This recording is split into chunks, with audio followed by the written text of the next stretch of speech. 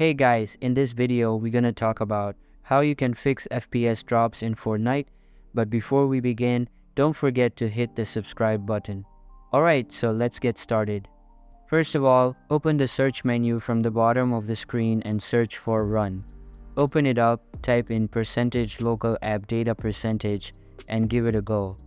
Now a folder will open up. Simply navigate to the Fortnite folder and delete it. This will simply reset your graphics settings and you can start from scratch.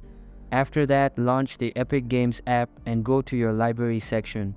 Here, right-click on Fortnite game tile and select Verify, and it will start verifying all of the game files. Now, open the game and navigate to the settings page. Inside settings, make sure you are in full screen mode and the resolution is either 1080p or 900p.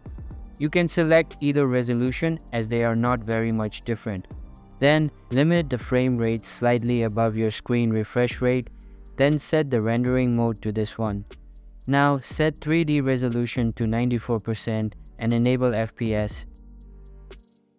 Also make sure that everything other than these are set to low or off.